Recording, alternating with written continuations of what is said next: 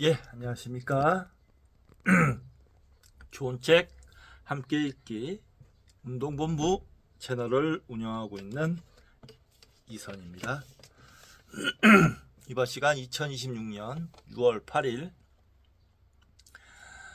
지금 시각은 오후 6시 29분입니다. 오늘 월요일 세 번째 시간이죠. 저는 두 번째 시간을 마치고 운동을 갔다 왔습니다. 예. 저 헬스클럽에 가서 근육 운동을 좀 하고 왔는데 기분이 아주 좋았어요. 역시 근육 운동을 하니까 또 살이 좀 빠지는 것 같더라고요. 확실히 근육 운동이 열량 소비가 많은 모양입니다. 갔다 와서 냉면을 또 한 그릇 끓여 먹고 내일 일이 잡혀 있는데 일단 가까운 데 가는 일로 잡혀 있어서 내일 6시 정도에 일어나면 되니까 네, 그렇습니다. 그러고 6시 정도에 일어나고 한 10시 정도에 자면 되고 오늘 뭐 술 한잔 할 수 있겠네요. 예, 술도 뭐 한잔 하면 좋죠. 자, 이번 시간은 살아계신 예수의 비밀을 말씀 도마복음 미디어북을 할 텐데요. 좀 진도를 좀 빨리 나가도록 하겠습니다. 그동안 진도를 너무 못 나갔죠. 그래서 설명은 좀 덜 하고 진도를 나가겠습니다. 자, 책 한 권 소개시켜 드릴게요. 좋은 책이에요. 만병의 황제의 역사, 시다르타 무케르지, 지금 이한음 옹김 까치 출판사에서 나왔습니다. 2011년 퓰리처상 일반 논픽션 부분 수상. 퓰리처상을 받은 책이에요. 2010년 뉴욕타임스 북리뷰 논픽션 부분 올해의 책 선정. 이런 책들은 좀 읽어놓으면 좋을 것 같아요. 읽고 싶습니다. 자, 지은이 시다르타 무케르지는 암을 치료하는 의사이자 연구자이다. 콜롬비아 대학교의 조교수이자 콜롬비아 대학병원의 전문의로 재직하고 있다. 스탠퍼드 대학교, 옥스퍼드 대학교, 하버드 의대를 졸업했다. 네이처 뉴 잉글랜드 의학 회지, 뉴욕타임스 매거진 뉴 퍼블릭에 글을 써왔다. 최근에 유전자 연구의 전반적인 흐름을 흥미진진하고 상세하게 다루고 있는 유전자의 내밀한 역사를 출간했다. 뉴욕에서 아내와 딸들과 살고 있다. 유전자의 내밀한 역사, 이 책도 재밌겠네요.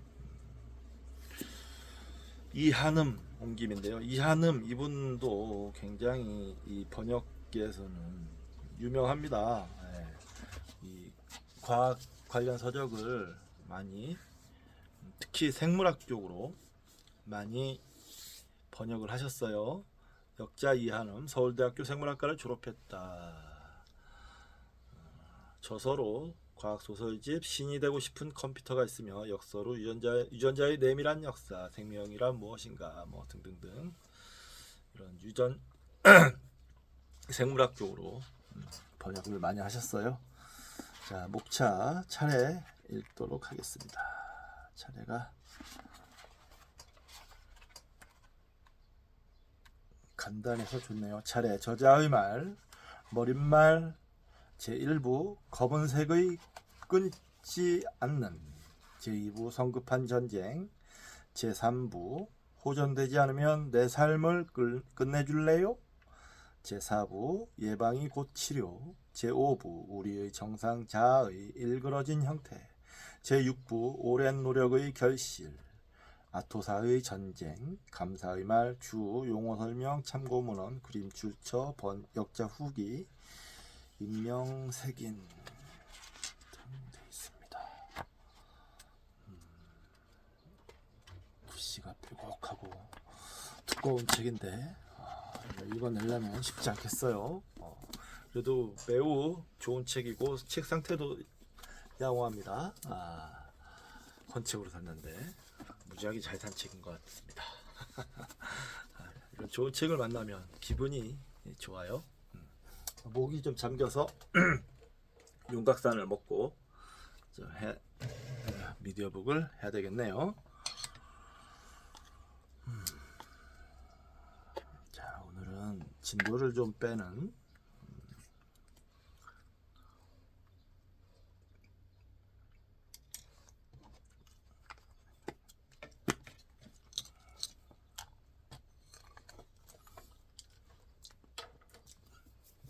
그런 시간이 되었으면 좋겠습니다. 자, 시작하겠습니다. 7장 나그네가 되어라. 제41절 부익부 빈익빈 가지고 있는 사람은 더 많이. 예수께서 말씀하셨습니다. 손에 뭔가를 가지고 있는 사람은 더 많이 받을 것이지만 아무것도 가지지 않은 사람은 그들이 가지고 있는 그 작은 것마저 빼앗길 것입니다. Jesus said, "Whoever has something in hand will be given more, and whoever has nothing will be deprived of even the little they have." 예, 이 얘기는 사회 비판을 하는 얘기인 것 같아요. 가진 자들이 더 많이 갖고 없는 자들은 그마저도 없는. 인류가 살아오면서 뭐 자본주의라는 뭐 지금 타이틀을 붙이긴 했지만 계속 되어왔던 사회 현상 같은 거죠. 자, 243쪽 부익부 빈익빈은 인간 사회의 공통적인 원칙인가? 제41절의 이 구절은 공간복음서에서도 여러 번 언급되며 마태복음 25장 29절에는 달란트 비유의 결론에 해당하는 말로 나와 있다. 어느 부자가 먼 길을 떠나면서 종들을 불러놓고 한 사람에게는 금 5달란트, 다른 한 사람에게는 2달란트, 또 다른 한 사람에게는 1달란트를 주었다는 이야기. 주인이 돌아와 셈을 하는데 5달란트를 받은 사람은 그 돈을 잘 굴려서 5달란트를 남기고 2달란트를 받은 사람도 2달란트를 남겼는데 1달란트 받은 사람은 그 돈을 땅을 파고 숨겨두었다고 했다. 주인이 화를 내면서 그에게 1달란트를 빼앗아 10달란트 가진 사람에게 주어라. 가진 사람에게는 더 주어서 넘치게 하고 가지지 못한 사람에게서는 있는 것도 마저 빼앗을 것이다 라고 했다는 것이다. 누가복음 19장 24절에 나오는 문화의 비유도 이와 비슷하다.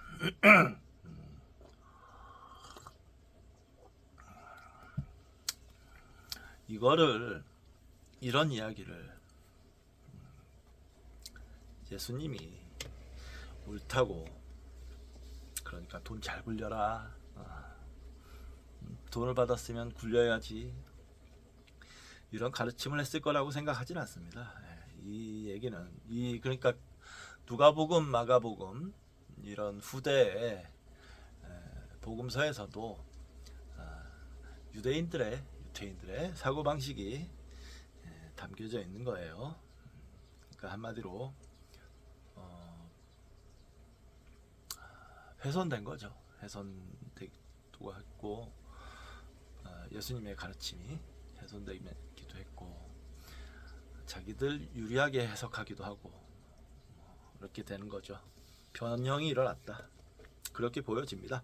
이 구절은 마태복음 13장 12절과 누가복음 8장 18절에도 나와 있는데 여기서는 하느님 나라의 비밀을 아는 것과 관련된 말로 되어 있다. 예수님이 많은 사람에게 씨 뿌리는 자의 비유를 말씀하시자 제자들이 그가 왜 비유로 말씀하시는가 물었다. 예수님은 제자들에게 하느님 나라의 비밀을 아는 것이 너희에게는 허락되었으나 다른 사람들에게는 허락되지 않았는데 이는 마치 가진 자는 더 받고 없는 자는 그 있는 것마저도 빼앗기는 격이라고 말한 것으로 되어 있다. 이거는 그러니까 이해가 되죠. 마치 이제 정신적인 부익부 빈익빈인 거예요. 아무래도 많이 아는 사람들이, 똑똑하고 많이 아는 사람들이 잘 배우고 금세 깨달음을 얻게 되는 그런 현상도 있다고 할 수 있죠. 네. 선에서는 물론 그런 어떤 뭐랄까 머리가 좋고 지식이 풍부하고 뭐 이런 걸로 선 공부를 하는 게 아니다라고 얘기를 하지만 글쎄요, 그건 좀 생각을 해봐야 될 부분인 것 같습니다. 그런데 여기 도마복음은 전후 문맥이 없이 이 구절만 달랑 나와 있기에 어떻게 적용되는 말인가 어리둥절할 수밖에 없다. 달란트 비유나 씨앗 비유가 모두 하느님 나라의 비밀과 관계되는 말이라 이해할 경우 어느 정도 실마리가 잡힌다. 우리가 받은 달란트, 우리 속에 있는 씨앗, 우리 속에 있는 신적 요소, 하느님의 불꽃, 우주의식, 신령한 빛을 깨닫고 이를 인간이 가질 수 있는 최고의 자산이라 여길 줄 아는 사람은 삶이 더욱 풍요로워지지만 이를 깨닫지 못하는 사람은 결국 본래적으로 가지고 있던 이런 요소들마저 시들고 메말라 없어지고 마는 것이라는 뜻이 아닐까. 예, 그렇게 좀 받아들여지네요. 예. 다시 말해서 정신적인 빈빈 부익부. 참고 흥미롭게도 이 달란트 비유를 해방신학적 관점에서 이해하려는 사람들이 있다. 이들에 의하면 그 부자란 바로 사람들을 수단 방법을 가리지 않고 착취하는 악덕 자본가로서 그에게서 5달란트를 받고 5달란트를 혹은 2달란트를 받고 2달란트를 벌어 바친 종들은 결국 사람들을 착취하는 악덕 자본가의 하수인 노릇을 하는데 충실한 사람일 뿐이다. 오히려 자기 달란트를 땅에 묻었던 사람이야말로 악덕 자본가의 술수에 온몸으로 저항한 사람이며 우리도 현 사회에서 이런 사람의 모본을 따라야 한다는 식으로 푼다. 여기서 어느 해석이 옳고 어느 해석이 그르다고 주장하려는 것이 아니다. 성경을 읽는다는 것은 곧 해석하는 것이란 기본 원리를 말하려는 것뿐이다. 그렇죠. 그러니까 각자만의 해석이 있어야 돼요. 뭐 목사님이 해석해 준 대로 그대로 믿고 따르고 그래서는 안 됩니다. 각자의 해석. 그게 가장 중요하다. 누구의 해석만 유일하게 옳다고 주장할 수가 없다.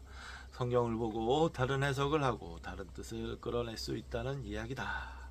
여러 가지 해석 중 어느 것이 더 성서적일까? 우리가 처한 역사적, 사회적, 심리적, 정서적, 지적 조건이라는 구체적 상황에 영향을 받지 않을 수 없는 인간으로서는 이런 판단을 함부로 할 수가 없다. 우리가 신이 아닌 다음에야 이 중 어느 하나는 절대적으로 진리요 다른 하나는 절대적으로 오류라. 만용을 부릴 수 없다는 뜻이다. 그나마 판단 기준을 얘기한다면 나와 이웃을 하느님께 더욱 가깝게 가도록 하고 하느님이 사랑하시는 이웃을 더욱 사랑하도록 궁극적으로 나와 하느님이 하나 되도록 하는데 어느 쪽의 해석이 더 도움이 되는 것일까 물어보는 일 정도라 할 수 있을 것이다. 이런 엄연한 사실을 알지 못하고 자기 해석은 절대적으로 성서적이고 남의 해석은 인간의 말이나 인간의 생각이라 밀어붙이는 억지는 성경 읽기라는 것의 기본 원리를 조금이라도 아는 사람으로서는 도무지 할 수가 없는 일이다. 내 말은 성서적이라는 말은 내 해석만이 성서적이라는 주장으로서 그야말로 아무런 의미가 없기 때문이다.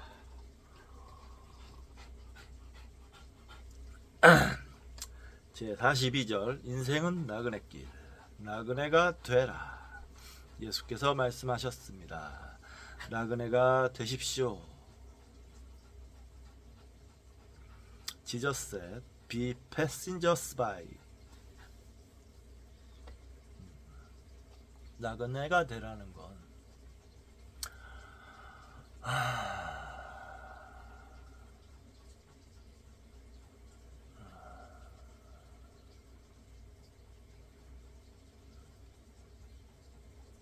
인생에 답을 찾는 여행을 떠나야 된다는 뜻으로 받아들이는 거죠. 현실에 안주하지 말고 끝없이 진리를 향한 여정을 걸어라. 꼭 무슨 뭐 어디 돌아다니고 뭐 이런 의미로만은 저는 받아들이지 않습니다. 나그네라는 건 정신적인 뭐 모험도 거기에 들어간다고 생각합니다. 자, 도마복음에만 있고 또 콥트어로 3단어밖에 되지 않아 도마복음에서 가장 짧은 절이다. 나그네의 의미를 가장 잘 말해주는 것 중 하나로 인생은 나그네길 어디서 왔다가 어디로 가는가. 구름이 흘러가듯 떠돌다 가는 길에 정일랑 두지 말자 미련일랑 두지 말자 하는 최희준의 노래 하숙생을 들 수 있을 것이다. 그리고 오래전 한국에서 독일어 선생을 한 적이 있는데 당시 교과서에 실렸던 나그네 이야기도 인상 깊어 잊혀지지 않는다. 어느 날 한 나그네가 길을 가다가 날이 저물자 어느 성을 찾아 문을 두드리며 하룻밤 자고 가게 해달라며 간청했다. 주인은 나그네를 보고 여기는 나그네를 위한 여관이 아니니 저 아래 여관으로 가보라고 하며 문을 닫으려 했다. 나그네는 잠깐만 물어볼 것이 있다고 했다. 이 성에 지금 주인 되시는 분 이전에는 누가 살았습니까? 그야 물론 우리 아버지시지요. 그 아버님 전에는 누가 사셨나요? 우리 할아버지시죠. 그 할아버지 전에는 물론 우리 증조 할아버지. 그렇다면 이 성 또한 여러 윗분들이 나그네처럼 잠깐씩 머물다 가신 집이네요. 그러니 이 성도 결국 나그네를 위한 여관이나 객사 아니겠습니까?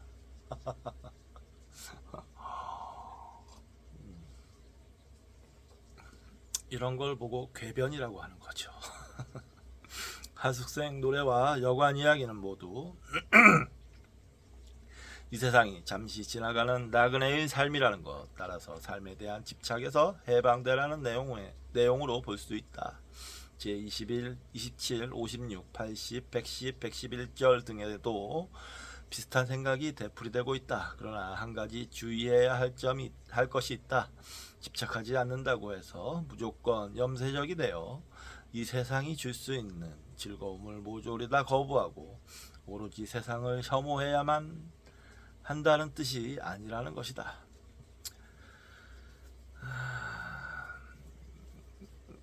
이건 좀 말에 어폐가 있네요. 집착하지 않는다고 또 이 세상이 줄 수 있는 즐거움을 모조리 거부한다고 해서 염세적이 되는 건 아닙니다. 세상을 거부한다고 해서 세상을 혐오한다는 뜻도 아니고요. 그냥 세상에서 한 걸음 멀어져 떨어져 있을 뿐이죠. 이렇게 얘기하면 안 됩니다. 세상에서 줄 수 있는 즐거움을 고맙게 여기고 즐기면서 살아가지만 이 삶이 우리의 궁극 목적지가 아니라는 것을 분명히 알고 유유히 길을 계속 가느냐, 혹은 갈 길을 완전히 잊어버리고 이 삶에 달라붙느냐 하는 것이 문제다. 이게 기독교적 사고방식이에요. 이분은 역시 기독교 베이스가 깔려있기 때문에 이런 사고방식이 있습니다. 좀 뭐랄까요, 바보 같다고 저는 생각하는데, 세상을, 이 현세를 부정하는 태도죠. 불교랑은 다릅니다.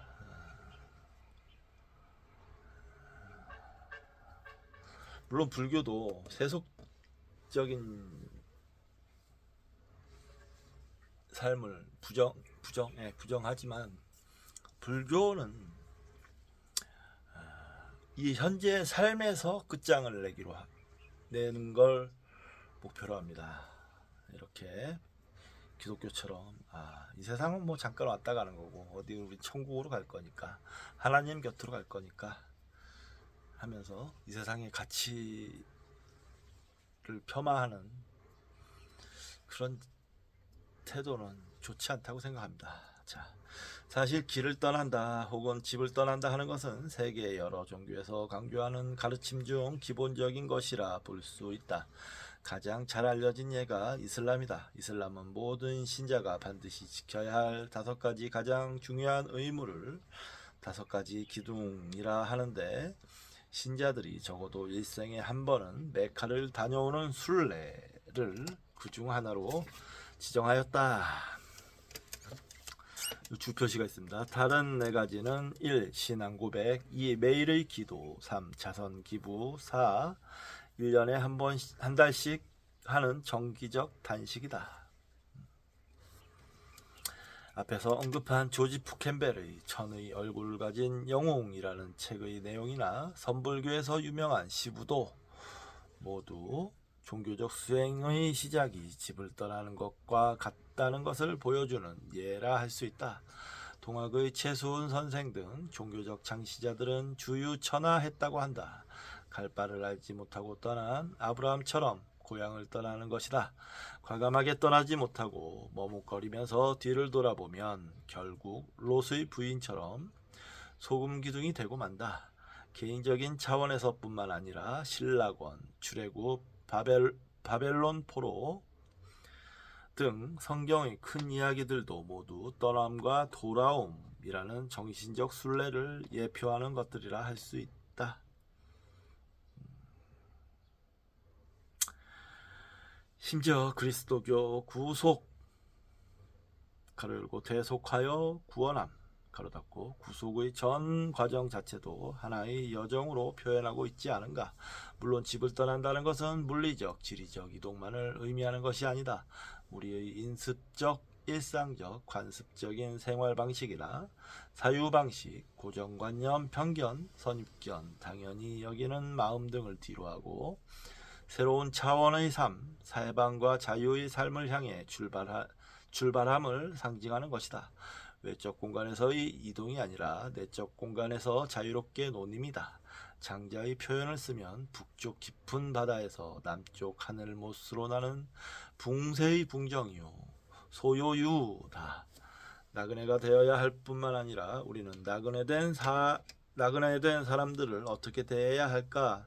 성경에 보면 너희는 너희에게 몸붙여 사는 나그네를 학대하거나 억압해서는 안 된다. 너희도 이집트 땅에서 몸붙여 살던 나그네였다. 출애굽기 22장 21절라고 하는 구절이 있다. 곱씹어볼 말씀이다.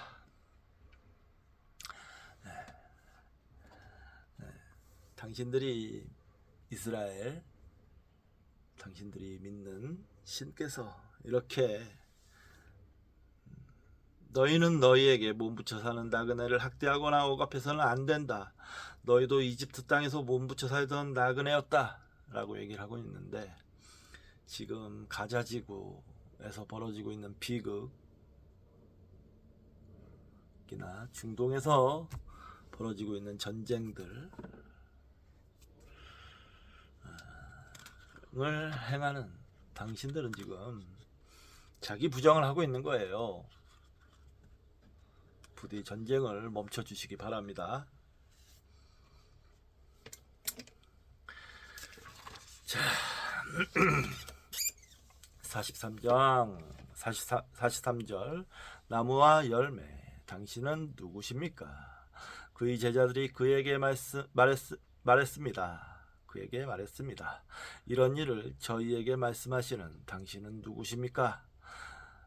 여러분은 내가 여러분에게 하는 말로 내가 누구인지 알지 못하고 있습니다. 여러분은 오히려 유대인들과 같이 되었습니다.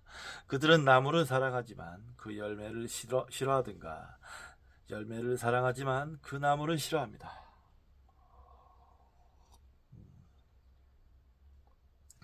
의미심장한 얘기네요. 확실히 이 대목으로 봤을 때 예수님은 기존 유대의 질서, 문화, 사상, 철학, 종교를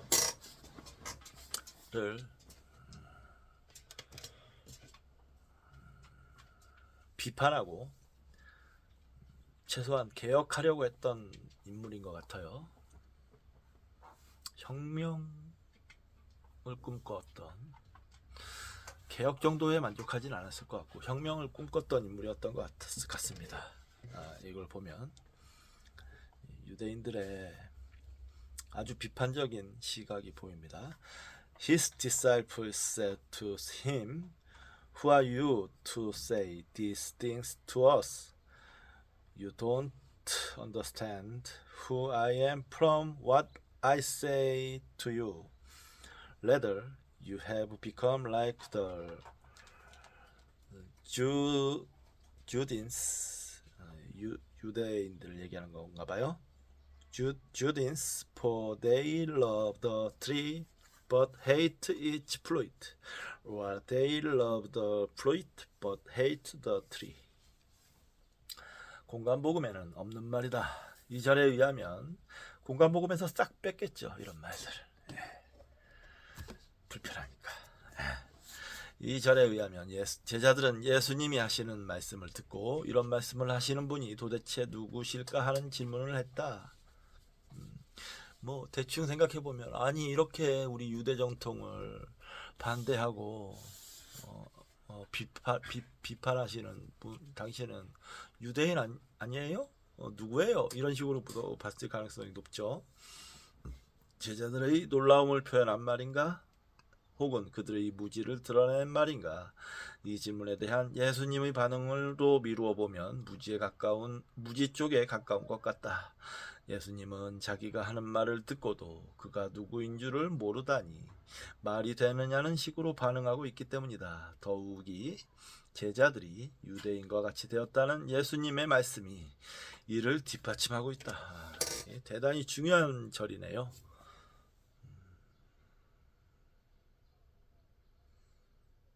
그런데 유대인과 같이 됨이란 무엇을 의미하는가? 본문에는 나무를 사랑하면서도 열매를 싫어하는 것, 혹은 열매를 사랑하면서도 나무를 싫어하는 것이 그 특색이라고 했다. 여러 가지 의미로 새길 수 있겠지만 우선 이 유대인들의 사고방식은 앞뒤가 맞지 않고 일관성이 없다는 것이다. 좋은 해석입니다.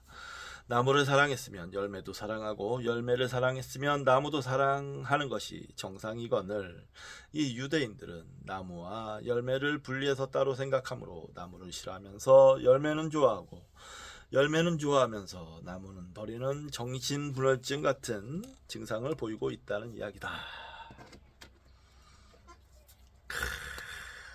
좋은 말입니다. 좋은 해석이에요.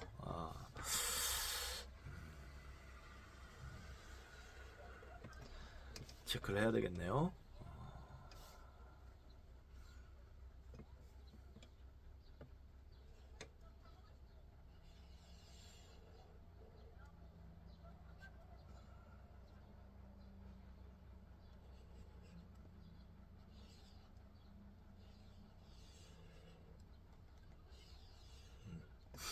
이런 장은 논문 쓸 때 아주 유효하게, 제 논문을 쓸 때 유효하게 적용시킬 수 있는 장일 것 같아요. 잘 써먹어야 될 것 같습니다. 자, 이런 유대인처럼 나무와 열매를 따로 떼어서 생각했기에 예수님처럼 훌륭한 가르침을 펼치는 이를 보고도 그 가르치는 분의 진정한 신원도 알아보지 못한 채 새삼 당신이 누구십니까? 하니 말이 되느냐 하는 나무람인 셈이다. 이제 예수님의 말씀을 듣고 이를 사랑한다면 그가 누구인지도 알고 그를 따라야 할 것이 아니냐. 유대인들은 예수님의 가르침을 보고도 예수님을 배격하니 그런 유대인처럼 되지 말아야 한다는 뜻이라 볼 수 있다.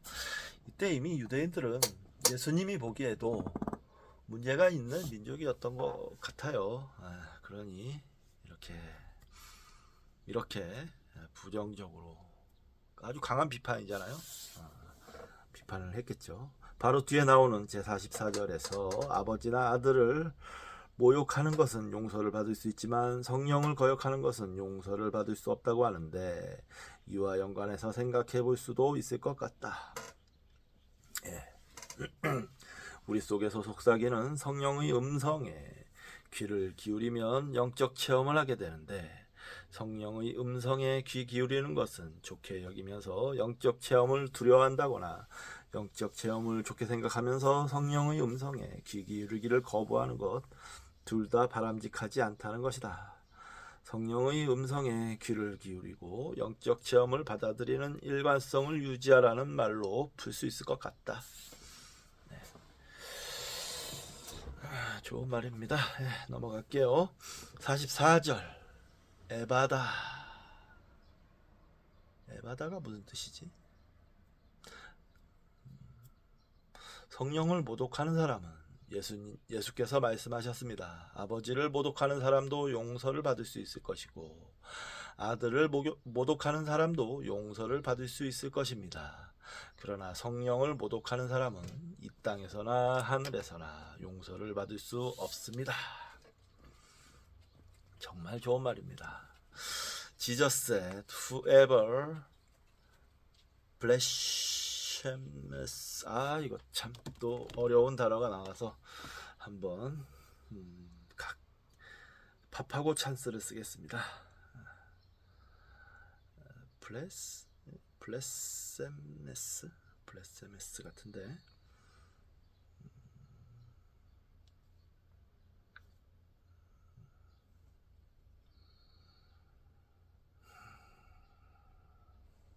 B L A S P H E M E S 블레스펌즈라고 되어 있는데 blasphemes, 신성모독이란 뜻입니다. 신성모독. blasphemes against the Father will be forgiven, and whoever blasphemes and against the Son will be forgiven, but whoever blasphemes against the Holy Spirit will not be forgiven, either on earth or in heaven. 이 말은 아주 간단합니다. 아버지를 모독하니까 하나님을 모독하든 그 하나님의 아들 예수님을 모독하든 그 사람은 그 모독은 한다는 행위는 밖에서 일어나는 일이에요. 자기 밖에서. 그런데 자기 내에서 성령이라는 것은 자기 내에서 일어나는 일입니다. 자기 내에서 울리는 성령의 말씀을, 그러니까 내면의 소리를 모독하는 사람은 어디로 피할 수도 없죠. 피할 수 없죠. 그만큼 자기 자신 주관적인 체험의 중요성 같은 거, 그런 게 훨씬 중요하다. 스스로 깨달음, 이런 게 훨씬 중요하다. 이렇게 보여집니다. 이 말씀은. 자, 공간복음에서도 어구는 약간 다르지만 대략 같은 내용을 이야기하고 있다.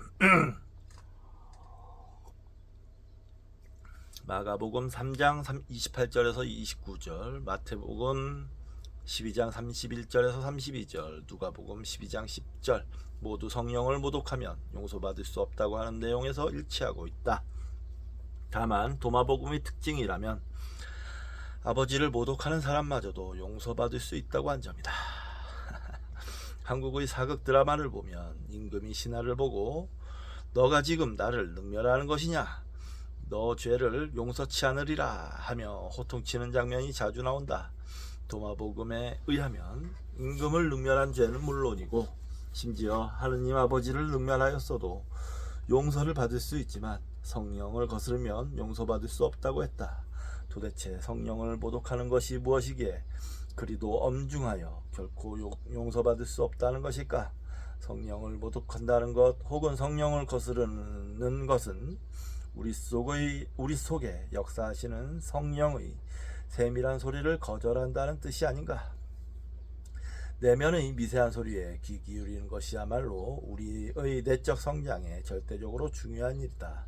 이런 성령의 속삭임을 외면하는 것은 영적 성장을 거부하는 것과 같다. 영적으로 성장하기만 하면 아버지를 모독하는 것, 아들을 모독하는 것, 그 외에 어떤 한 잘못도 모두 스스로 깨닫고 그것이 얼마나 잘못되었던가, 얼마나 어리석던가, 얼마나 한심한 것이던가를 알게 되어 고치며 계속 성장할 수 있다. 이렇게 뭐 사족을 붙이는 건 별로 그렇게 좋지 않아요. 성령으로 끝나야죠. 성령이 스스로 성령을 깨닫는 거는 자기 내면의 말이라고 했는데, 좋은 내면의 미세한 소리라고 했는데요. 좋은 해석인데, 내면의 미세한 소리를 듣고 깨달으면 그 자신이 신이 되고 하나님이 되고 예수님이 되고 스스로가 신임을 깨치게 되는 겁니다. 뭐 신이 그렇게 깨치고 나서 뭘 잘못을 어리석고 한심하고 뭐 고치고 또 성장하고 그런 게 어디 있겠어요.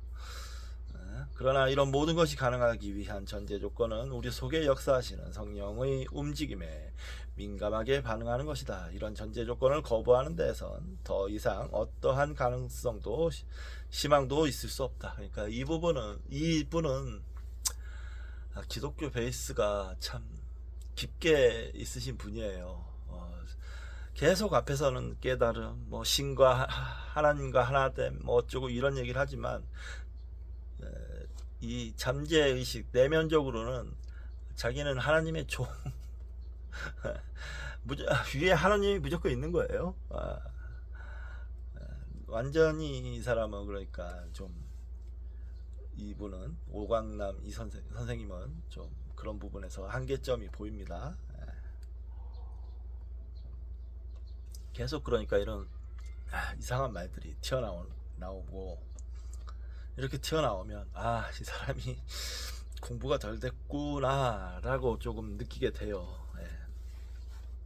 문제는 여는 것이다.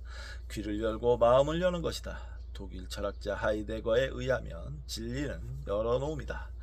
예수님이 기먹은 사람을 보시고 안타까운 마음, 단식하시는 마음으로 그를 향해 에바다, 그를 열고 열려라, 에바다가 열려라 라는 뜻이군요 라고 하셨다는데, 가로 열고 마가복음 7장 34절, 좋은 말이네요. 영적으로 기가 먹은 상태, 아니 마음이 강팍한 상태에 있는 우리가 이런 상태에서 해방되기 위해서 우선적으로 해야 할 일은 바로 여는 것이다. 도마복음에서 계속 강조하듯 우리에게 들을 귀가 있는가? 예수님이께서 뭐 공간복음서에 보면 많은 사람들을 치유하죠.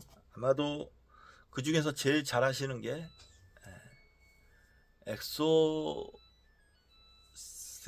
그러니까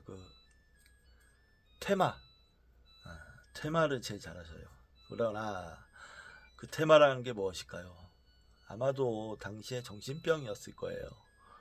당시에 그 엄혹한 상황, 로마군이 쳐들어와서 이스라엘은 망하고 반란은 좀 일으키려 치면 아주 잔인하게 죽이고, 십자가 형벌이 그렇게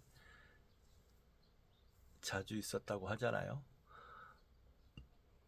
집에서 나가서 바로 집 앞에 십자가에 매달려 있는 죄인을 늘상 보게 된다면 많은 사람들이 미치겠죠. 우울증이든 뭐 공황장애든 뭐 정신분열증이든 여러 가지 정신병에 시달렸을 겁니다. 그런 사람들의 마음을 어루만져줬던 사람이었을 것 같아요, 저는. 예수님이. 그래서 이게 여기서 귀를 열고 마음을 여는 것이다. 어떤 사람에게 열어라, 라고 얘기했다는 거는 그렇게 마음에 병이 걸린 사람들에게 그러니까 마음의 상처를 치유할 수 있는 어떤 행위들을 하고 다녔다, 이렇게 저는 생각이 됩니다. 참고 여기 2절에 아버지, 아들, 성령이 함께 언급된 것으로 보아 예수님의 직접적인 말씀이라기보다는 예수님 이후 삼위일체 사상이 태동한 후의 사정을 반영하는 것이라 볼 수도 있다. 아니요, 이거는 좀 너무 나간 것 같아요. 그럼 동급으로 놨어야지. 왜 성령을 더 위로 놓습니까? 마태복음 28장 19절에서 예수님이 그러므로 너희는 가서 모든 민족을 제자로 삼아서 아버지와 아들과 성령의 이름으로 세례를 주고라고 한 말씀을 아직 삼위일체 사상이 확립되기 전 시대에 사신 예수님 자신의 말씀이라 보기 어렵다고 하는 이유와 같은 맥락이다. 그렇죠. 이 부분은 맞는 것 같아요. 이 마태복음에서 마태복음은 유대인들을 위한 복음서였어요. 예수님이 그러므로 너희는 가서 모든 민족을 제자로 삼아서 아버지와 아들과 성령의 이름으로 세례를 주고, 점령하라는 얘기로 들리잖아요. 예수님이 다른 민족까지 신경 쓸 겨를이 없었다고 생각합니다. 저는 보편적인 사상이지만 그 보편적인 사상을 자기 민족에게 적용시키고 싶었을 거예요. 그 외의 민족은 생각하기도 벅찼을 겁니다. 그렇게 생각합니다. 제가 이렇게 좀 다른 방향으로 해석하는 것 같다고 보실 수도 있는데, 다른 의견이 있으면 얼마든지 말씀을 해주십시오. 제45절 자기중심주의의 극복. 덤불과 가시는 좋은 과일을 맺을 수 없기에 예수께서 말씀하셨습니다. 가시나무에서 포도를 딸 수 없고 엉겅퀴에서 무화과를 얻을 수 없습니다.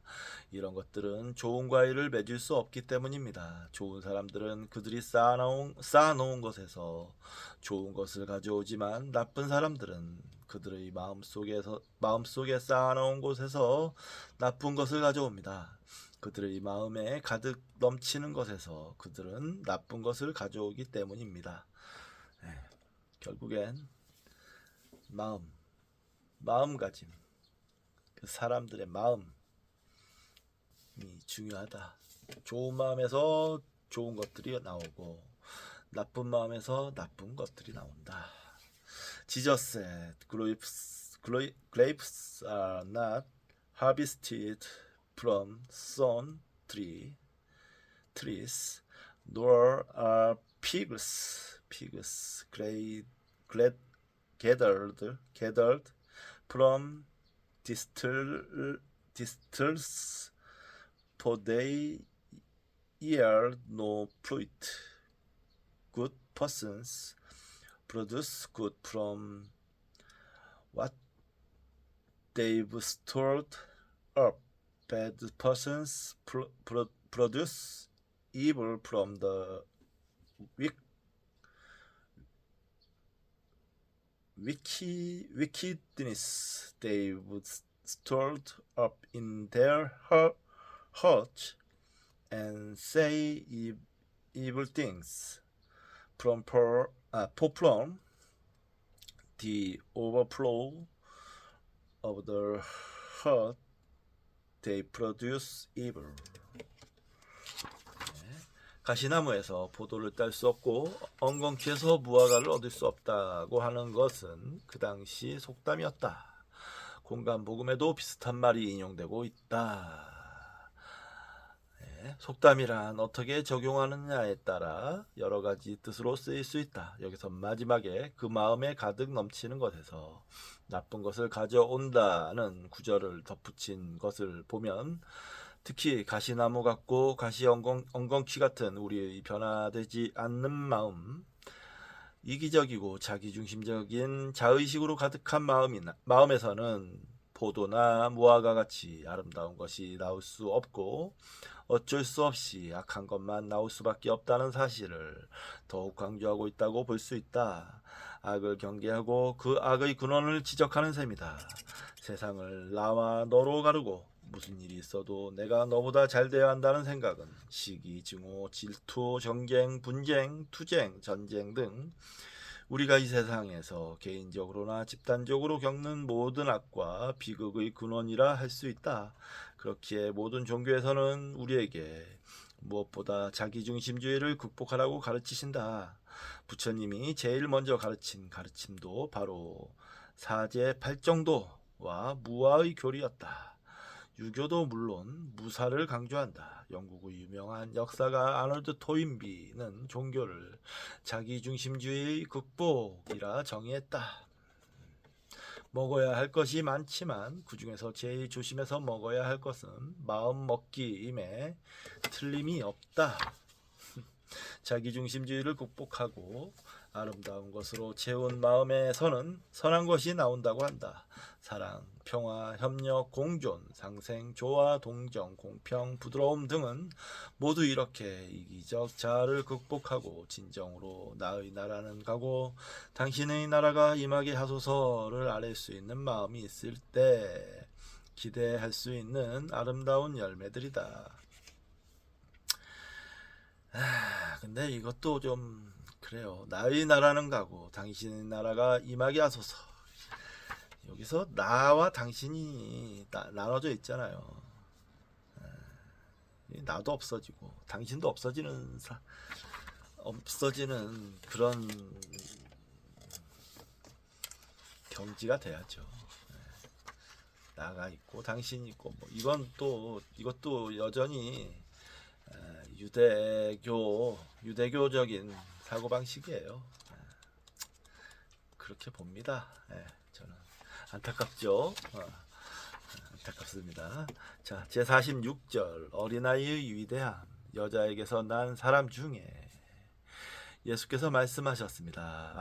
아담으로부터 세례 요한에 이르기까지 여자에게서 난 사람 중 세례 요한보다 더 위대한 사람이 없습니다. 따라서 그는 누구 앞에서도 눈을 아래로 뜰 필요가 없습니다. 그러나 나는 여러분에게 말했습니다. 여러분 중 누구나 어린아이가 되면 하느님의 나라를 알게 되고 또 요한보다 더욱 위대하게 됩니다. 순수라는 개념으로 전에 숭산 스님은 이렇게 원으로 표시했다 라는 얘기를 했는데, 결국엔 깨달은 사람이 되면, 정신적으로 깨달은 사람이 되면 육체적으로 난 사람들이 아무리 위대해도 그 사람이 비할 바가 못 된다 라는 걸 얘기를 하는 겁니다. Jesus said, From Adam to John the Baptist, among those born of woman, no one is so much greater than John the Baptist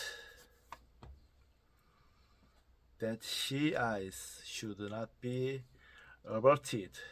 But I have said that whoever among you becomes a child will recognize the kingdom and will become greater than John. 제15절에는 여자에게서 나지 않은 사람을 보거든 엎드려 경배하라고 했다. 그랬죠. 육체적으로 난 보통 사람들이 아니라 영과 불로 다시 난 사람들은 육체적으로 난 자연인 중 가장 위대한 세례 요한보다 더욱 위대함으로 우리의 경배를 받기에 충분하다는 이야기였다. 글쎄요, 근데 세례 요한도 위대한 성각자처럼 보여요. 어떤 문제의식을 갖고 무턱대고 그냥 이렇게 깔만한 사람은 아닌 것 같은데 모르겠습니다.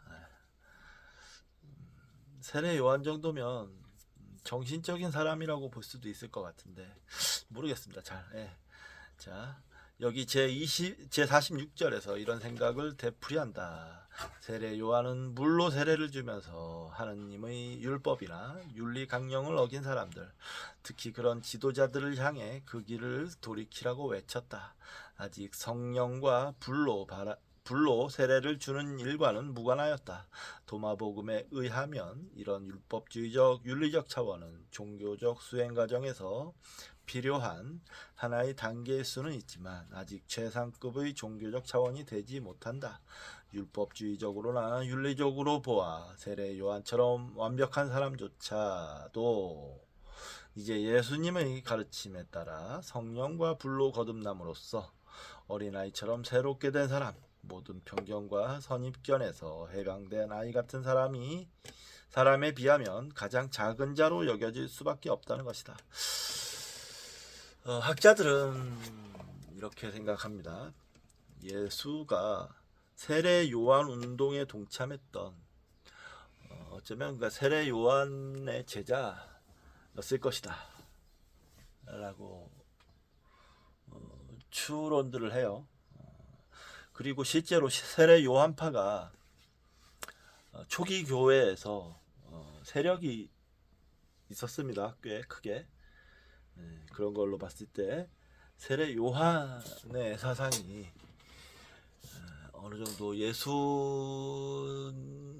예수님의 사상과 겹친다, 공유된다 하는 부분이 있었을 거예요. 같은 시대를 살았으니까 또 더더구나. 세례 요한이 또 분명히 앞시대 사람이고요. 그리고 세례 요한은 역사서에도 나오는 인물입니다.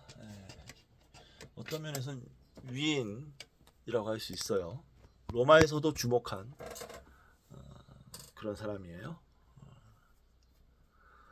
사이즈는 그러니까 실제 사이즈는 역사적 실제 사이즈는 세례 요한이 훨씬 더 예수보다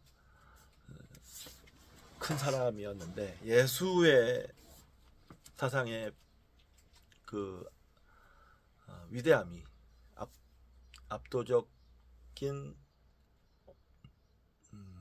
수준이 보편성이 예수 사후에 폭발을 하게 되는 거죠. 그러니까 예수는 막 드러내놓고 활동했던 사람이라기보다는 그냥 자기 할 일을 해나갔던 사람, 사심 없이 그런 사람이었을 것 같아요. 불교에서는 이제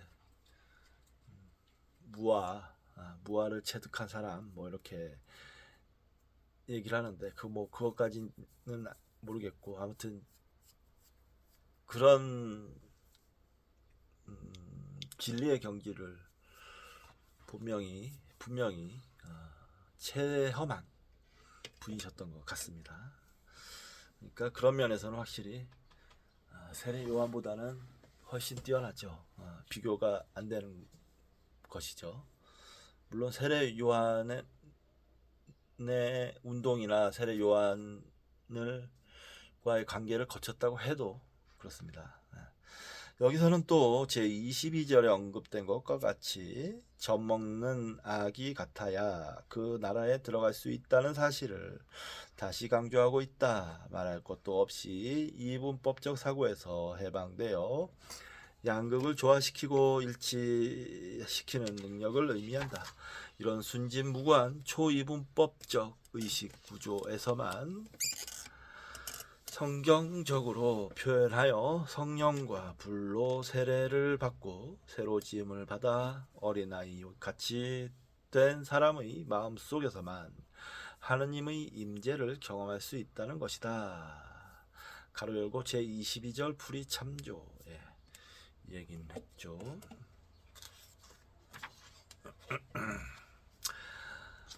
그 다음 장이 좀 길어서 다음에 해야 될 것 같습니다. 장만 더하면, 두 절만 더하면 8장인데, 다음 장인데,